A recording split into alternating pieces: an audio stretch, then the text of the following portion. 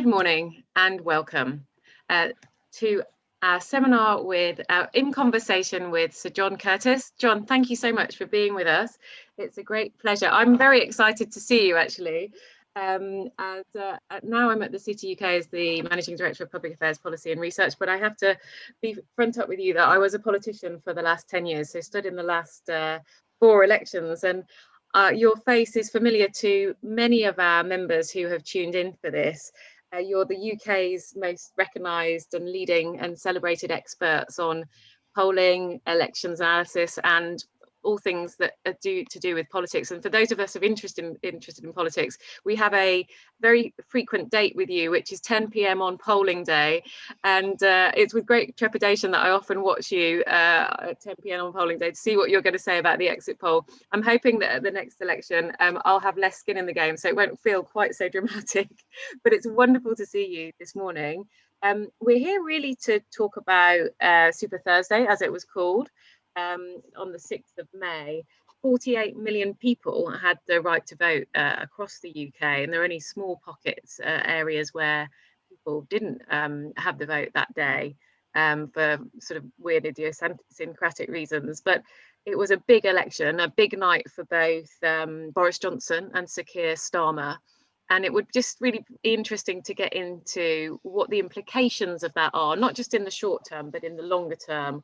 What are the big stories and takeaways of that night? What are the new electoral coalitions that the parties are building or not building, as the case may be? And what does this mean for the union as well, in terms of what might happen in Scotland? So a lot to cover, and I'm sure we'll have a lot of interest from our members. And members who have tuned in, please do post your questions in the Q&A to this event. And just to say, this isn't under the Chatham House rule, and we will be recording this event, and I hope that's okay with you, John. And just the first question really is, what are the big takeaways from that set of elections on the 6th of May, the so-called Super Thursday? Well, I think there are 3 central messages. Number 1 is that Brexit might be done, but Brexit is still very much with us politically. Secondly, and perhaps most obviously, the Labour Party is still struggling to show very much in the way of evidence of recovery. And thirdly, the union is indeed in serious trouble. I think those are the 3 principal headlines. So let's go through each of these. In truth, what happens in the local elections, just in England at least, Wales was a little bit different, but in England at least, what happened, including in London, just basically played out exactly how you would expect, given the evidence of the opinion polls in the last 12 months, which have basically said that that restructuring of British politics that was occasioned by Brexit and worked itself through the 2017 and 2019 general elections, that reshaping of the support for the parties was still very much in place.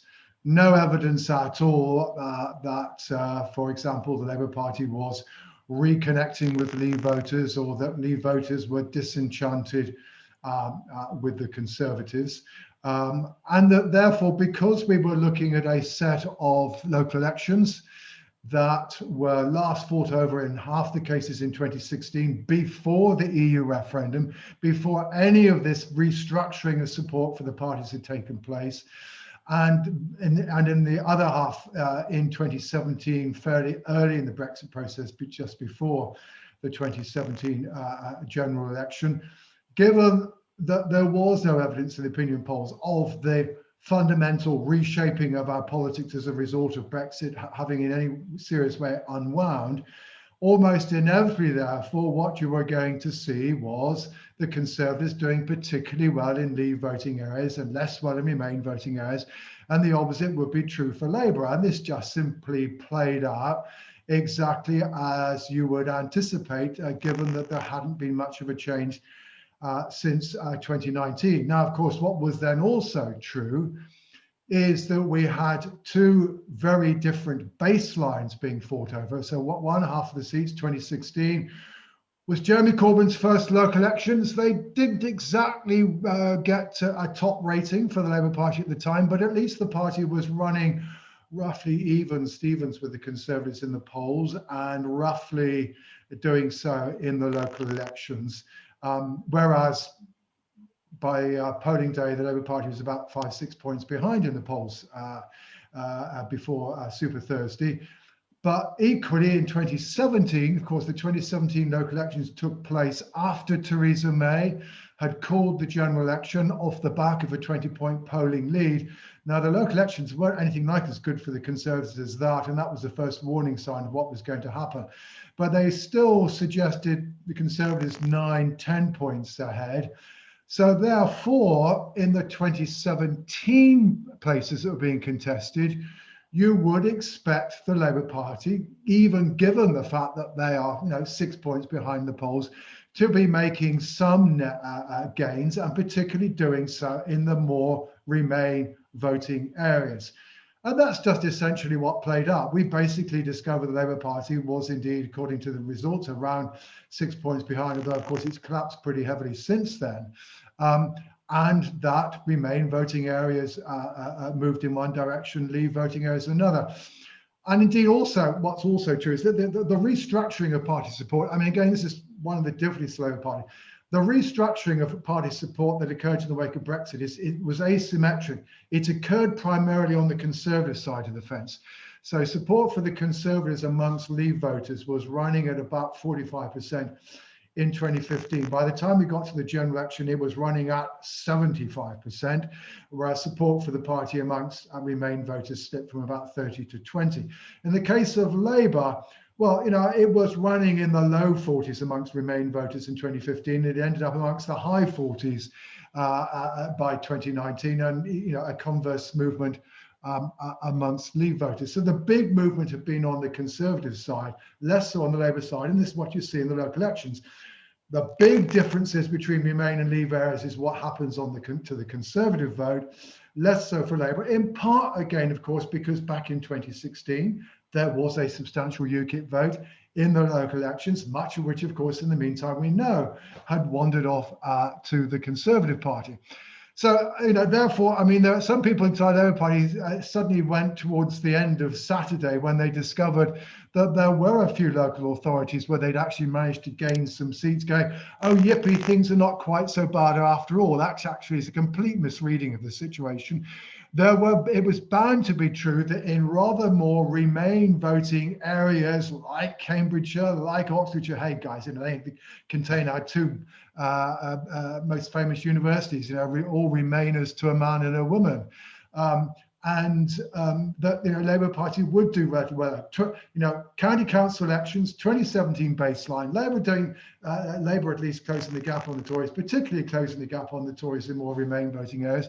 The Labour Party makes some more gains, and there are more of these gains in the south of England because the south of England has more Remain-y type areas. So basically, the crucial message, I mean, you might want to come back to on this, but at this stage, I will simply say this: the idea that the Labour Party can reconnect with Leave voters by simply saying nought about Brexit for 12 months has been, I think, shown to be a failed strategy. That certainly nothing has happened in the last 12 months, even the Labour Party keeping stum about Brexit, to suggest that this has worked. And that although I know Labour politicians want to talk about something different, they are uncomfortable with the arguments about identity and immigration that Brexit has made central in our politics.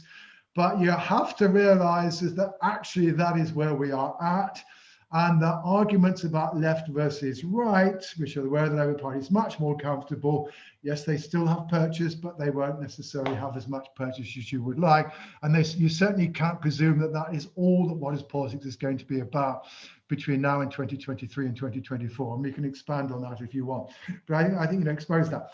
The second thing, of course, is true at the end of the day. I mean, for an opposition facing a government which, at least until the last 3 or 4 months before the local elections, frankly, was struggling to maintain the confidence of the public in its handling of a major public health crisis. Labour Party really has, not done terribly well. I mean, even in the early autumn, it was only even Stevens with the Conservatives on in the polls. And, I think, the question here is that, okay, so we now know, the Labour Party's really had two messages. One has been, I'm not Jeremy Corbyn. Okay, fine, you're not Jeremy Corbyn. And the second has been basically spending the time focusing on the alleged incompetence of the government, okay? And indeed, particularly Boris Johnson. It's been quite a personal attack on him. And worked moderately well, but as already said, worked moderately well until the government actually got something right and got something actually really important right, which was the vaccine rollout, at the end of which, therefore, having spent all the time basically attacking the government on competence, but not really, or very rarely, putting any distance between you and the government in terms of objectives, you therefore were exposed when the government got things right. Now, again, we can deal with this more in Q&A, and there are mitigating circumstances like the pandemic does make it difficult in certain ways to set up a store, but it certainly demonstrated that simply trying to attack the government on competence, it came unstuck when the government for once wasn't incompetent. And I think, it's now very clearly the case that it was great fun on the Friday morning to see, Blairites saying the Labour Party needs to become Blairite, and the Corbynistas were saying the Labour Party needs to become Corbynite. And some were going, you know what, it probably doesn't matter which of those two you choose, or something in between. The problem at the moment is that nobody knows which of those things the Labour Party is in favour of. In other words, there's this central question now about what does Labour Party stand for. And again, if you want, we can expand on that. So those are the 2 points. And and in London, therefore, very pro-Remain. There's only a small swing against Labour that works. The one place where the trend is bucked is Wales, which may be in part to do with the pandemic, but it's also to do with the way in which, particularly in Senate elections, Brexit doesn't work for the Conservatives to the same extent that it does in England. It's also to do with the fact that in Wales there is space. Because of the way in which the constitutional debate is structured in Wales, you've got some people who want to get rid of the Senate, some people who want independence. But most people want to keep it roughly as it is. There is space for a party called the Labour Party that promotes Wales's interests, which takes the middle position on the constitutional question, and which is able to get support both amongst those who believe and who are willing to say maybe Wales should be independent, and those who are not, while the Conservative Party is constrained by the fact it can't get as much Brexit support, and it's also constrained by the fact that it's got a lot of Devo skeptics voting for it. So the structure of politics in Wales is also different. It's not just the pandemic. That then takes us to Scotland. Well, look, the background to this election in Scotland is a marked increase in support for independence that, frankly, is occasioned by Brexit. The story of Scotland is really the next stage in the UK's Brexit story. One of the ironies of the situation in Scotland is if you go back to the 2014 independence referendum, or indeed in the way in which people in Scotland voted in the 2016 EU referendum, there was no relationship at all in 2014 between people's views about the European Union and whether they voted yes or no. Eurosceptics and Europhiles were roughly on the same page.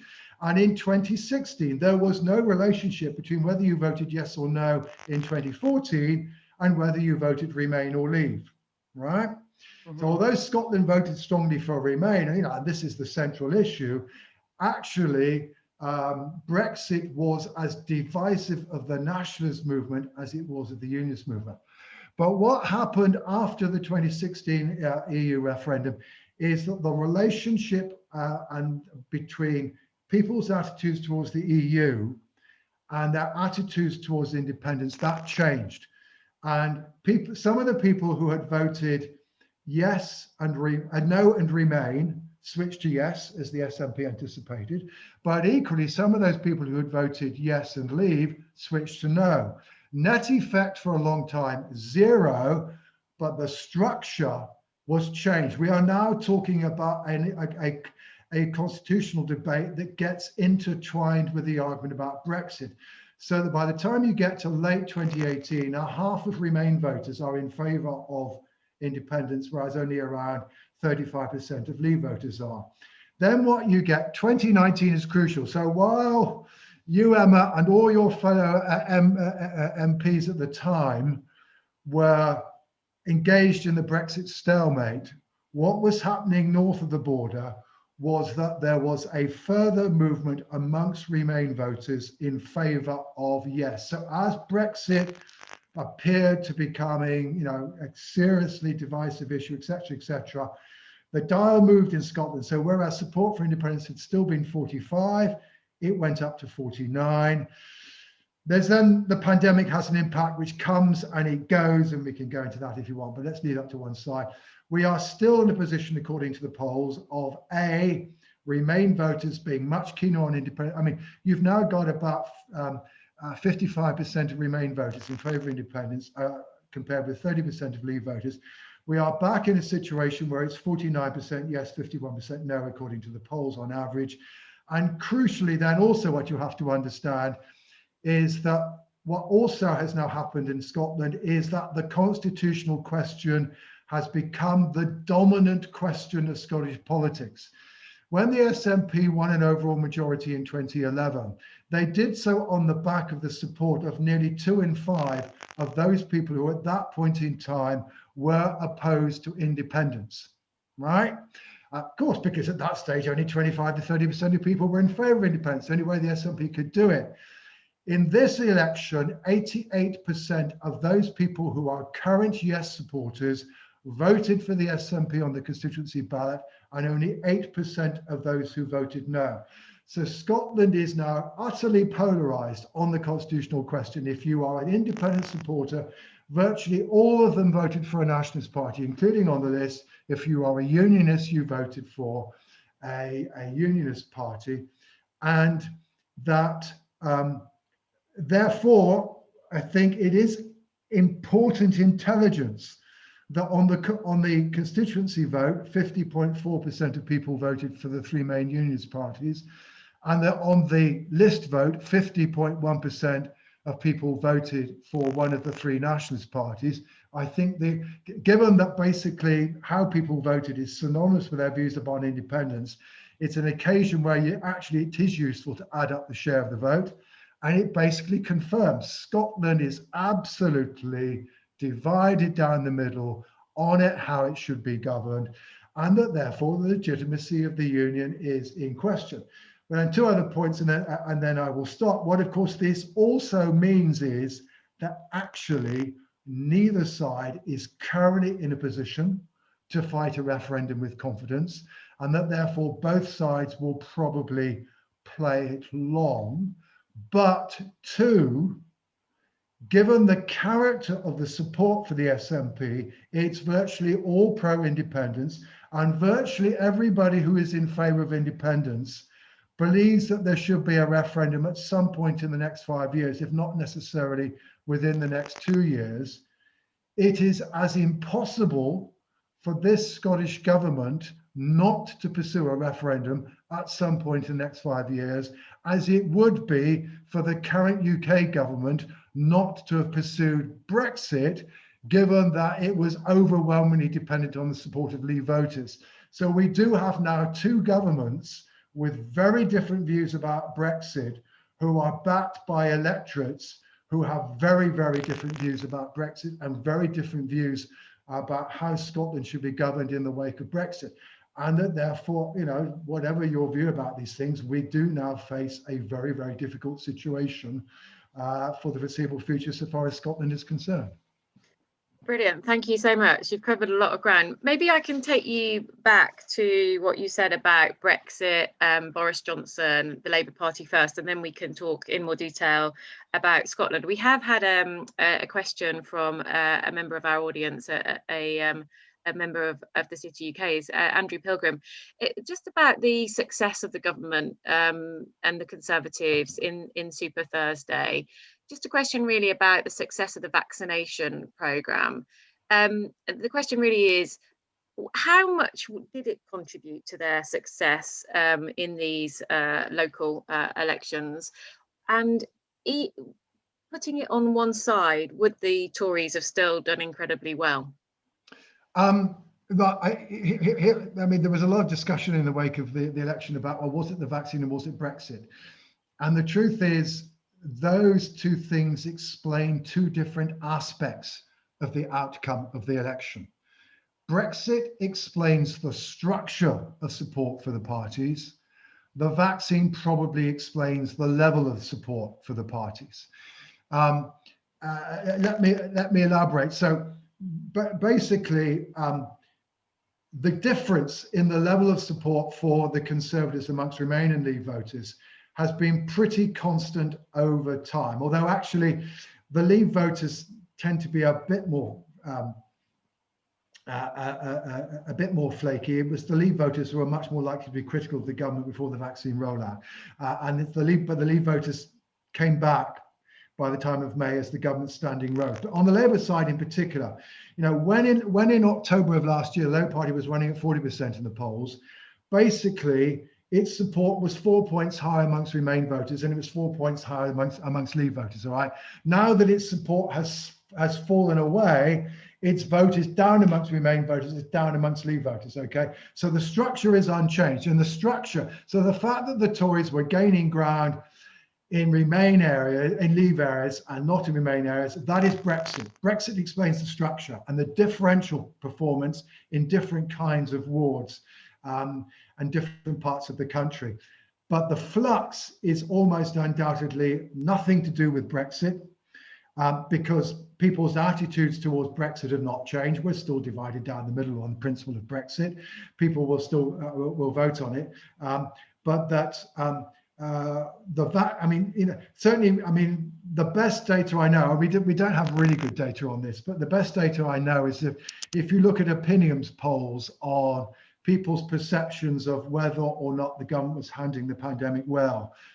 And if you compare the percentage of people who voted Conservative in 2019, who say that the government's been handling things well, with the percentage of those who currently support the Conservatives who say they're doing well, what you discover is that the proportion of 2019 Conservative voters who think that the government's been handling the pandemic well has always been lower than the proportion of current voters. Ergo, by inference, therefore, people who voted Conservative in 2019 who do not think that the government has been handling the pandemic well were less likely to vote for the Conservatives. All right, but now those numbers, the proportion of 2019 Conservative voters who think the government's been handling things badly has gone down. You know, this helped the Conservatives. So I mean, yes, to be honest, the vaccine rollout does look like the most immediate explanation for the flux and the levels of support for the parties, you know, subject to the condition of what the parties were saying and doing during the course of the last 12 months. But the structure is explained by Brexit. Got you. And that's really interesting. Can I just ask you, just casting our mind back to 2015, 2010, Brexit obviously was a massive factor in 2019. And I can say to you, when I was knocking doors in Wolverhampton, people were saying to me, get Brexit done. The message that the Tories put out was coming back on the doorstep. But can I ask, was Brexit the cause of this sort of major realignment, or was it did it accelerate it? Did we see voters turning away from Labour on identity and immigration issus prior to 2017? Yes is the short answer to your question. The Labour Party got concerned about it as early as 2005. I would make 2 points. One is that, I mean, there is certainly evidence that the Labour Party was losing support disproportionately strongly amongst working class voters, all right? And that in part it's yes to do with immigration and questions of identity. However, it is probably also a legacy of New Labour, because one of the things that fundamentally changed under New Labour was people's perceptions of the Labour Party as a social institution. It lost its image as being as a party that's particularly looked after the working class. And there's certainly quite a lot of academic research that argues that these people didn't necessarily defect from Labour to another party, although some did, and some, of course, did so via the BNP, but that also there was increasing working class abstention. So, I have to say that there is probably, when somebody gets around to doing the full story on this, there will probably need to be humility on both the Blairite and the Corbynite wing of the Labour Party, because the truth is that probably both of them bear a degree of responsibility for the way in which the Labour Party is now no longer the most popular party amongst the working class. It's arguably the Blairites that started it, and it's the Corbynites that finished it off. And of course, the other point to make about this, all this, of course, is, it's worth pointing out, the electorate that Jeremy Corbyn ended up acquiring, which is a party that is particularly strong amongst social liberals and graduates and professionals, is exactly the electorate that Tony Blair was chasing. Right. But he was able to build the coalition outwards rather than shrink the other end. Yeah, sure. Because at the end of the day, the point is, it's not just the structure; it's the level that matters, and you do need that. I mean, also, by the way, and this is something that people inside the Labour Party fail to acknowledge, Blair was very lucky in 2005. He only got a majority because of the way in which the electoral system operated very strongly to his favor. Just remember, the Labour Party only got 36% of the vote in 2005, and but for an electoral system that operated very much to his advantage, the Labour Party would not have got a third election victory. There's sure, but Blair obviously won 97 and 2001 yeah, before sure. that, which is a better performance than most Labour leaders since. Let's not go too much over old history. Tony Blair inherited as leader a party that had just got 44% of the vote in the European elections, a level of support that Tony Blair himself never succeeded in emulating.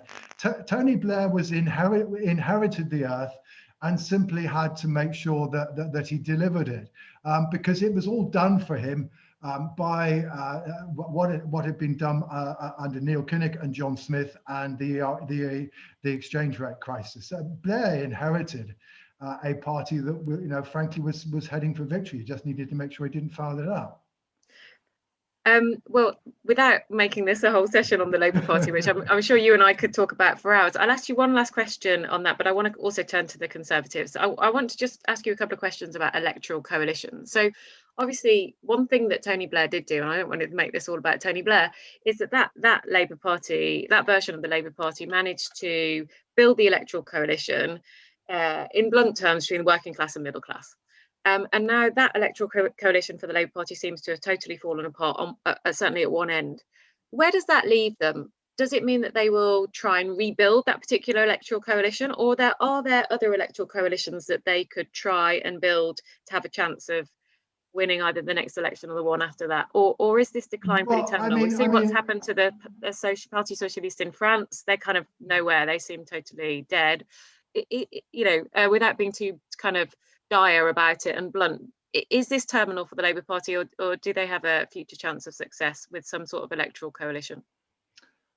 The Labour Party's problem, in a sense, is that it's kind of roughly as popular amongst middle class voters as amongst working class folk. I mean, the point is that it's no longer much more popular amongst working class voters, which it still was under Tony Blair, right? Okay. It's got a coalition. It's still got a coalition of working class voters and middle class professionals, but it's just that it's now a bit stronger amongst the middle class professionals, but it's just a very, very flat surface. There are all sorts of things to say about this. I'll make 2 points. One is that there is one stark difference between Boris Johnson and Jeremy Corbyn and Sir Keir Starmer, it seems, is that Boris Johnson is a psephological radical, whereas both Corbyn and Starmer were cephalological conservatives. By which I mean, at the end of the day, the reason why the Labour Party is facing the Conservative Party that it is because Boris Johnson was willing to take one end of the Brexit argument to run with it, in so doing to be willing to accept that as a result, the social and political character of his party's support would be potentially quite significantly changed, and that the party would take a hit amongst its more traditional middle-class pro-Remain voters, which it did. But crucially, what he therefore was able to do was to unite the Leave vote behind him. And you've got, 80% of current supporters of Leave being behind. In contrast, the Labour Party's problem, in part, it's a psychological one, which is we were founded in order to represent the working class, and therefore that is what we must be seen to do. All right. And it finds it, I think, psychologically very difficult to adjust to the fact that its opponents, in a sense, have done a very Blairite thing, which is to, one thing that everyone has to realize is that, Johnson, in a sense, is a bit like Blair in the sense that he's pitched his tent on Labour's lawn. He's pinched on Labour's lawn in the sense that he's pinched a lot of their working class voters through his Brexit appeal. And he's pitched on Labour's lawn. And again, other point I would make, and this is how things have changed, we are looking at a government that I would argue marks the end of the neoliberal experiment in Conservative politics. This is a prime minister who is much more interventionist way before the pandemic. We can argue about what levelling up means and whether or not this is the right way to tackle inequality, but it is an agenda which is very, very different from that of the other Conservative administrations. So against this backdrop, at the end of the day, the question the Labour Party now has to ask itself is not where we once were or where we would like to be in ideal circumstances, but rather how do we best improve our position given the character of our opponents and given the character of the position that we are in. And I certainly would argue that the answer to that question is not simply to keep stum about Brexit, as I said earlier, and I would say that for two reasons. The first is that in part, Sir Keir Starmer has been very, very lucky that the Liberal Democrats, in my view, completely misconstrued what was the message of the election for them, and they felt that because they'd gone over the top over being pro-Remain, etc., etc. What are they worrying about? Unlike the Labour Party, they don't have any Leave voters at all. This is a party of social liberals, of university graduates, etc., etc. And all that's happened because they've given up on Brexit for the time being is that half their Remain voters have gone back to the Labour Party. But it does therefore mean the Labour Party cannot assume, because look at what happened in the middle of 2019. The Labour Party lost a whole chunk of its Remain voters to the Liberal Democrats. All right, and so there is a risk that group can be lost. That's one reason why you can't simply ignore Brexit. But the other is, at the end of the day, given where we're at, you have to ask yourself, well, how are we going to get these Leave-inclined working class voters back? Because sure, you definitely need more of them by one means or another. And I would simply question whether or not that's simply going to be done by hoping that politics is going to go back to a left versus right axis. It is true that a lot of Leave voters are on the left politically when it comes to issues of inequality, but you have to realize that Mr. Johnson has got a way of getting at them. And that therefore, probably at minimum, what you have to be willing to do is at least to begin to argue the ways in which you feel that Brexit is not working out in the way that the government claimed it would, and also indeed is coming up with problems that the government never suggested would exist.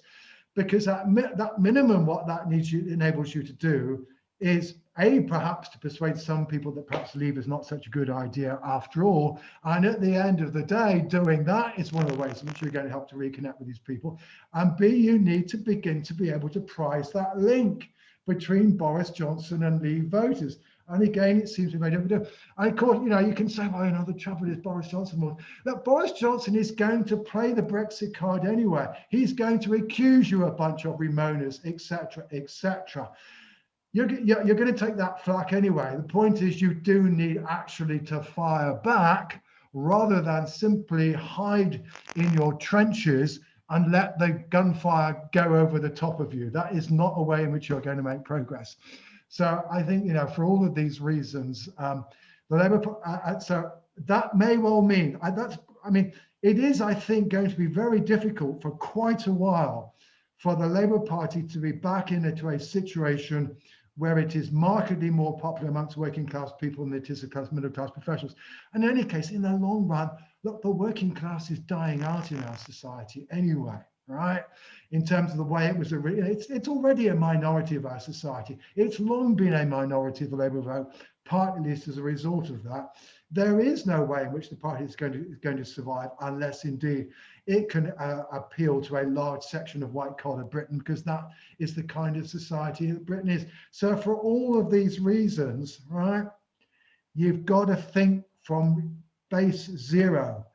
Given where we are at, given the character of our opponents, what is an effective strategy, and not to be caught by a psychological wish to get politics back to where it was and where you might feel more comfortable, because we all know that intellectually that is not the way to address problems in any aspect of a society. Okay, I'd like to ask you about the Conservatives. We've had a question, thank you to Jenny for putting this in the Q&A. How important do you think Boris Johnson is as an individual to the Conservative vote? Oh, absolutely fundamental, in the sense that Boris Johnson was willing and able to supposedly renegotiate the Brexit treaty, was then willing to play hardball that eventually the Liberal Democrats and the SNP caved in and said you can have an election, and then had a clear message, an election that succeeded in uniting the Leave vote. I mean, you have to give credit where credit is due. He pursued a bold but effective strategy as Prime Minister, which, to that extent at least, served him well.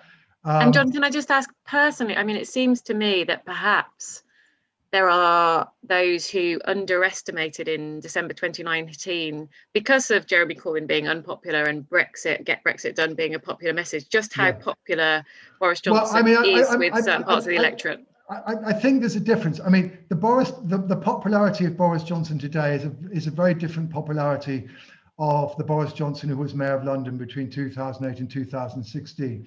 The popularity of Boris Johnson in London was indeed founded on reaching across the political divide and being able to reach out to sections of London that you would not normally regard as Conservative voting. Now, there's an element of that now, as I've already said, but however, it's not somebody who's bridging the central divide of our politics. It's somebody who, in this instance, has taken one side. It's a side that, as we've said, has changed the character of support for his parties, and to that extent, at least, he's reached out. But along the way, he's lost a lot of traditional supporters as well. And Boris Johnson, is popular amongst Leave voters. He's still pretty popular amongst Leave voters. He's deeply unpopular amongst Remain voters. And to that extent, at least, he's central to the coalition he's put together, but he's also a central point of division. And that also means that he ends up being in a relatively weak position in Scotland, because there ain't enough Leave voters to be backing Boris north of the border. We'll come on to Scotland in a minute, but I've got a really good question about Wales from Kay Swinburne, who has great expertise in that particular area, having been I'm dangerous ground. Anyway, right, okay. So Kay asks, and thank you for this, Kay, the structure in Wales appears to be completely different, as the Leave vote, majority Leave wards were in previously traditional Labour-held seats, did not turn to the Conservatives. When UKIP left the scene, they returned to Labour. It also has only ever had a Labour majority government since devolution, so all the usual political expectations of incumbent vulnerability also fall away. Why is Welsh politics quite so different? Right, let me have a go. I should say straight away, Wales is not quite my specialist subject in the way that Scotland and to some extent England are, but let me try to expand on some of the comments that I made earlier. I mean, actually, the Conservatives did do quite well in Wales. Their share of the vote was the highest in a Senedd election since 1999, all right? And indeed, the Conservatives did do better they did advance most strongly in the more Brexit voting parts of Wales. What, however, was not true is the Labour Party, as compared with 2016, basically its increase in support, which is around 4 percentage points or so, occurred irrespective of the Brexit character of the area. So Brexit did not undo Labour in terms of the share of the vote, but there is still the Tories doing relatively well in the more pro-Brexit parts of Wales. Let's also bear in mind that actually, I mean, yes, Labour manages to win Senedd elections, but it never manages to do as well in Senedd elections as it does in general elections. I mean, even this time around, Labour's vote for the Senedd is about a point or two down than what it was in the 2019 general election. So again, let's not exaggerate Labour's position. But I think here one has to bear in mind that, whereas in Scotland, it used to be true that how people voted in devolved elections were different from how they voted in Westminster elections. That was destroyed in 2015. In Wales, there is still the difference. And this does, various things then go on. So you do have around 20 to 25% of people in Wales who believe in independence, but they are divided by the question of the Welsh language. All right. So Plaid's, whereas in Scotland, you don't have issues of culture and language to divide the nationalist movement, you still have that in Wales. And so therefore, actually, on the analysis I've done, slightly more of those people who say they're in favour of independence for Wales voted for Labour than voted for Plaid. So Plaid do relatively well in Senedd elections as compared with Westminster elections, but even in the Senedd election are still missing out on quite a substantial chunk of the not terribly large but pro-independence vote. So that's part of what's going on, and then the other part of what's going on is that the Conservatives they don't have, particularly in the Senedd election. I mean, the Conservatives' share of the Brexit vote in the Senedd election is well down on their share of the vote in Wales, from what we know, in 2019. So the fact that the Conservatives, they're losing some votes to Devo, their support tends to be more confined to the Devo skeptic, and the Devo skeptic won't vote for the Conservatives. They're more likely to vote for the Labour Party. So again, that enables the Labour Party to pick up some of the vote of Leave voters who won't vote for the Conservatives because they think the Conservatives don't believe enough in the Senedd. So it's the cross-cutting, it's the divisions, as it were, in the Devo skeptic, in unionism between Devo skeptics and non-Devo skeptics that works to Labour's advantage. The linguistic divide, I think, also works to Labour's relative advantage, such that therefore it can maintain this broad coalition whereby the party is, at least not losing ground amongst Leave voters in the way that it still was doing so in England. So, I mean, that's roughly my best take on the subject, is that we're looking at a different structure. And then, sure, Mark Drakeford,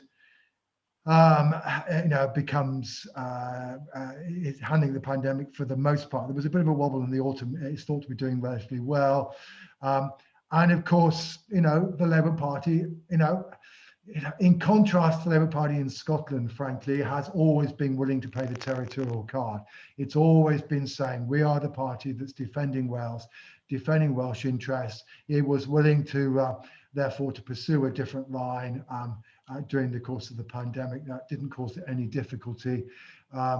And all of that, I think, in the end, is probably working to Labour's advantage. But I'm sure I'm missing out on important parts of the story. But that's my rough understanding of what's going on in Wales. That's really helpful. Now, I'd like to turn to Scotland for the last time the remaining time we've got available. I've got 2 or 3 questions on Scotland. So if we could do a little bit of quick fire, if we can, because I know this is something that you're very, very interested in, John, but I want to be able to get people's questions in. So thank you to Rupert for asking this one. Does John have a view on how the independence question in Scotland is unlocked? The economic arguments for independence seem very perilous and much more real than those used in the Brexit debate, but don't seem to be on people's minds. And then I've got another one also about Devo Max being on the ballot paper, but I'll ask you that in a minute. Oh, yeah, okay, right. On economics, the first thing to say is that, economics, people's perception of the economic consequences of independence was central to how lots of people voted in 2014. So it's certainly a crucial debate, 1.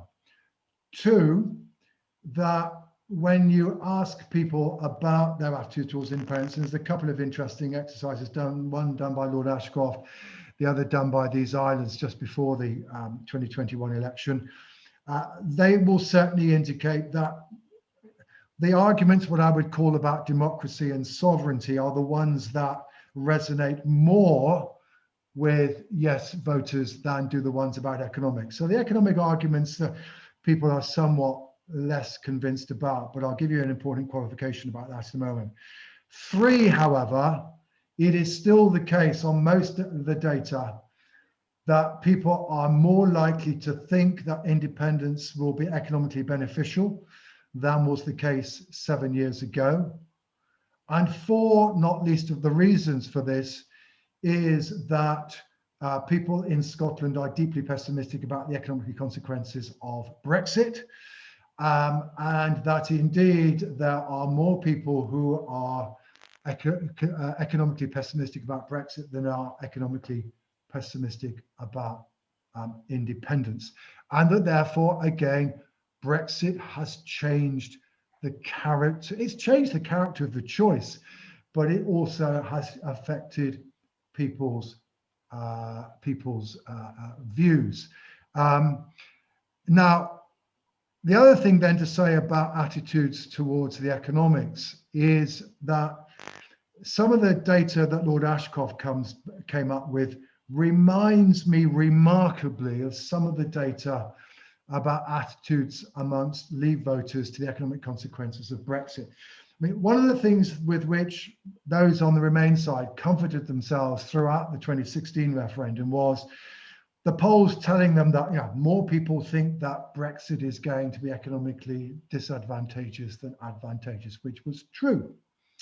However, what was also true is the polls were also saying, but it's still only 40% of people who think that it's going to be economically damaging. And to win a referendum, you need 50% of people to vote for you. Ergo, this argument is not working as strongly enough as you need. Why? Because a lot of people on the Leave side were going, it'll be all right. It'll be okay on the night. And we're just saying it won't make any difference. And if you look at Lord Ashcroft's data on the attitudes of yes voters to the impact of independence on their standard of living, about 40% of them say it's going to be better, and very few of them think it's going to be worse, but a lot of them go, It's not going to make any difference. It's incredibly similar. And I think you have to realize that unless you actually persuade people of the economic arguments, then you've got a problem. And the other thing which has emerged out of more than one polling data, by the way, is also don't assume that the argument about fiscal deficits is going to work to the unionist side's advantage, because both those polls show that on the yes side, people think that Scotland put more into the UK pot than they get out of it. And that perhaps part of what's going on here is that, frankly, now, given that every country is running an enormous fiscal deficit and somehow seems to be managing to survive, the idea that Scotland is going to be fiscally challenged as a result of independence is now a much more difficult argument to sell. And then, you know, the other funny thing about this, what you also have to realize is that because of Brexit, well, two other points to make. One is that what the yes side will argue is that this is not a choice between some status quo that we all know what it means, and some risky new vision of independence. It's a question of which risk do you think it's worth taking, right? So the risk equation no longer works to the same potential advantage to the unionist side as it once did, which may be one of the reasons, by the way, that women are no longer scared about independence. Women are now more in favour of independence than are men, which is quite a substantial turnaround. From 2014. Yeah, Can I absolutely. ask you? Sorry. So, and then the other thing is that the choice that Scotland now, this is the strategic choice that Scotland now faces, and it's very different from 2014. It is as follows. Which do you think is in Scotland's long-term interest? To be part of a relatively small single internal market, but one that engages in quite a lot of fiscal transfers, and which at the moment is your biggest trading market, or to be part of a much larger single market that arguably might have more in the way of international clout, but which has only just begun to put the toe in the waters of fiscal transfers, and which at the moment is only by a long way your second largest trading partner. But when you put it in those terms, you can see how the strategic choice with which Scotland will be presented in a referendum is now very different from the one that it was presented with back in 2014. And on that point, actually, I had a really interesting question from Stephen Hill, and thank you for this. What does John think about the notion of holding the referendum after negotiations have taken place about the nature of an independent Scotland? This seems to be a big idea amongst some unionists. I'm sure it's not a big idea amongst the SNP. And also, how feasible or likely would a third option of further devolution, or what's been called Devo Max, be on the ballot paper? I'm sure the SNP wouldn't want either of these things, by the way, but is this something that could be a runner? Okay, right. You may have to remind me of the second one. Indeed. So what's the first one again, Emma? About a referendum after the negotiations have taken place. Okay. Yes. So the argument, as I understand it, is we will negotiate a withdrawal agreement. And we will make it so rotten and so horrible that nobody will ever want to vote in favour of it, and that will end the story. Well, of course, you do have one slight problem, which is, well, hang on, so why didn't we do that for Brexit? But my concern would be, from a unionist perspective, is, well, at the moment at least, one of your potential advantages is indeed that independence is a big unknown.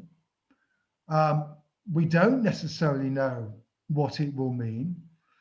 And that if you actually create a treaty of the end of the Union, you are actually at risk of turning independence into something that looks real. In other words, it's not just and less risky. You're saying it's and also more real. In other words, there is now something there.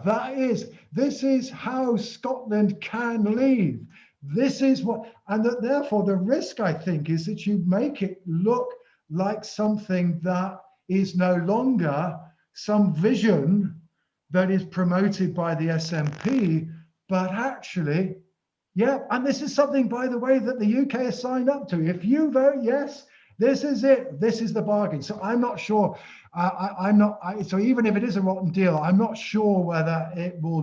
There are potential downsides to this, which is that basically you make independence look more real, more concrete, and something that therefore perhaps looks more feasible. All right. And therefore Devo Max being on the Devo ballot Max, paper. yeah, well, yeah, okay. The problem here is that, I mean, this was an idea that was floated back in 2012, 2013. Indeed, it was an idea that was much discussed by the SNP minority government between 2007 and 2011, and it kind of toyed with the idea of whether this should be also on the ballot paper. I mean, in the end, both sides decided to play poker. The UK government decided it wasn't in its interest to put Devo Max on the ballot paper because they thought it would give the SNP a consolation prize. And the aim of the referendum was to smash the SNP, much good that did. Whereas, meanwhile, the SNP worked out that if Devo Max was on the ballot paper, it would make it much more difficult to get independence to win. So both sides decided it was not in their interest to put Devo Max on the ballot paper. The difficulty now is that in the course of the last 5 or 6 years, with the honourable exception of Ben Thompson, who runs Reform Scotland, nobody has been batting for Devo Max or federalism. Now, in theory, the Scottish Labour Party has been in federalism since the year dot, but it's still to tell us what it means, and getting the UK party to even buy into this has been quite difficult. And the problem now, I mean, there are a couple of polls, one done in January, one done in February, in which people were asked to choose between independence, the status quo, and more devolution, Scotland running all its domestic affairs apart from defence and foreign affairs. Devo Max comes a pretty miserable third. Whereas back in 2012, 2013, you could get polls saying it was the most popular option. So, I mean, the way I put it is, I suspect what has happened is that the good ship, Scotland's constitutional question, has sailed out of the harbour, and it's left the pallets marked Devo Max on the harbour. And that in what is now, as I said earlier, a deeply polarised debate, probably, it's the room for compromise seems to be over politically. I mean, you can also begin to argue about, what actually is the substantive room left for compromise. We've already done it twice. We had the Coleman Commission that increased the powers of the Scottish Parliament. We had the Smith Commission that broke down all the remaining barriers in terms of the Scottish government at least having some powers in all areas of domestic affairs, including taxation and social security. There are some areas where you can go further, but it's quite limited, arguably. So what is, and above all, given the polarized environment we now have, given that Devo Max doesn't answer the question about Brexit, Scotland is still out of the European Union under Devo Max, it's very difficult to see how you generate enthusiasm within the Scottish public for this vision in the current deeply polarized post-Brexit environment. Right, I've got 2 quick fire questions to you, and I warn our audience going to go slightly over to cover this ground. The first is to do with Scotland, but links with our previous debate about what's going on down here, which is, would a Prime Minister Sunak or a Prime Minister Starmer change the numbers in Scotland for independence at all? That depends on their ability to argue the case. I mean, where we're at is that if they wish to resolve the constitutional question in a way that is to the satisfaction of both of them, then basically they need to engage in the substantive argument now. I mean, given that, excuse me, that Scotland is divided 50-50, the unionist problem at the moment, in contrast to 2011, is that they're at serious risk of losing. That's why they're running away from the idea of holding a referendum. In order to make the union safe, the only way you're now going to make the union safe is not by engaging in any arguments about procedure. It is engaging in the substantive argument and winning the substantive argument and moving the polls in a direction where there is less than 50% support for independence. If you do that, you can let the SNP have their referendum, because then you know you're going to win. End of story. So the answer to you is that, I mean, all sides on the unionist movement now need to engage in the intellectual work that enables them to work out what are the arguments that they are going to deploy that are going to persuade Scotland that staying inside the union is in Scotland's best interests. The same is true by the national side. The national side have a lot of intellectual work to do. In a sense, therefore, it's not so much about personalities. It is about it is about the intellectual case. You know, Boris Johnson is not particularly. I mean, Rishi Sunak, of course, is more popular than Boris Johnson more widely. I mean, that's largely because, frankly, Rishi Sunak is a very, very effective performer. Whether or not people will continue to like him, if indeed he were ever to become prime minister, and therefore we'd end up with a much more fiscally conservative government, might be another matter. But you know, the truth is that all of them have a collective interest in promoting the case for the union, because unless the case for the union is promoted and is promoted soon, the union is going to continue to be in trouble. One last question from me, and it's a more immediate issue in our politics, and that is what's going to happen in this Batley and Spen by-election that's coming up? It's not as difficult for the Labour Party as is Hartlepool, where, because there was that enormous Brexit Party vote, I mean, given what we knew about what Brexit Party voters were likely otherwise to do, they were, you know, the Tories kind of were starting even Stevens with Labour. Still going to be tough for Labour, probably helped by the fact that Jo Cox's sister is standing, probably also helped by the fact that one of the places where the Tories have managed to foul up in the last 24 hours is in Kirklees. Nobody managed to work that one out, did they? But you know, it's. I mean, but you know, if the Labour Party is still going to be double-digit figures behind in the opinion polls when Batley and Spen is held, then sure, it's going to be in trouble. Not simply because it's a relatively rare, but nothing like as levy as Hartlepool. It's just simply that the party just isn't popular enough. Period. All right. That's. I mean, Hartlepool might have. I think Hartlepool might have been successfully defended last autumn, for example, when the parties were much closer. But now, if so, the Labour Party is behind. It's going to struggle in Batley and Spen, but that will be as much to do with the flux as it is to do with the structure of that constituency. I would say, however, I think as important as Batley and Spen will be the Chesham and Amersham by-election. Conservative leave seat, Liberal Democrats second.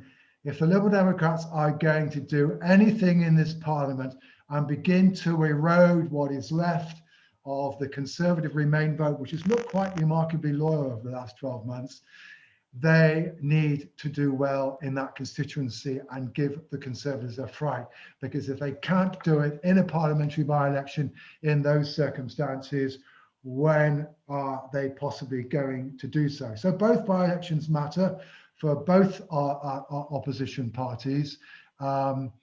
And sure, I mean, Labour Party, I mean, you shouldn't be losing opposition should be losing by-elections in the middle of a parliament period. 11 years after the incumbents have been in power as well. Yeah, sure, exactly.